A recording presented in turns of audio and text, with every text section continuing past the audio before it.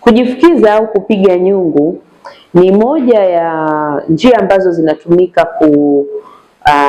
kusaidia kwenye dalili za ugonjwa wa au magonjwa ya upumuaji.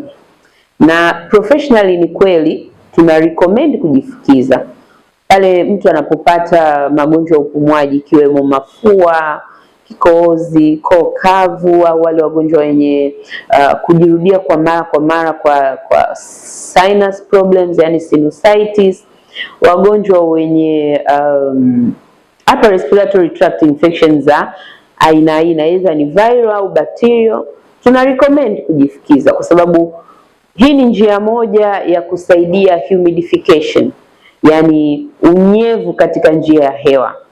Moja ya vitu ambavyo vinasababisha magonjwa ya njia ya hewa kuwa vibaya zaidi ni pale ambako njia ya hewa ikiwa kavu.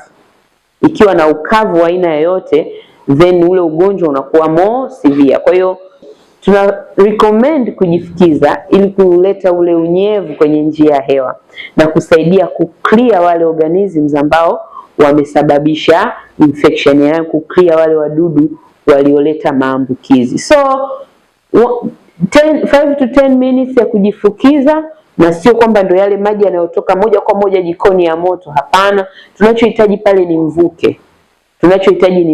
Kwa hiyo hata maji baada ya kutoka yakawa yamepoa tu kidogo, yanaendelea kutoa mvuke. Ule mvuke ndio tunauhitaji uweze kuvuta, regardless kwamba kuna umejifunikiza au uko wazi, ili mradi unaweza kuvuta ule mvuke ukaingia kwenye system ya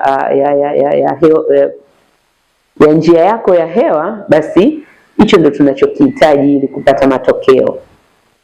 Naitwa Dr. Constancia aka Dr. Koni, ni daktari bingwa wa masikio, pua na koo, na pia ni mtoa mada za kielimu kwenye mitandao ya kijamii ikiwemo Instagram, napatikana kwa CK Specialist, lakini pia YouTube napatikana kwa jina la Dr. Koni, na napatikana pia kwenye WhatsApp ukitaka kuweka appointment kwa ajili ya kupata huduma na ushauri kuhusu masikio, pua na koo kwenye namba 0718 812 108.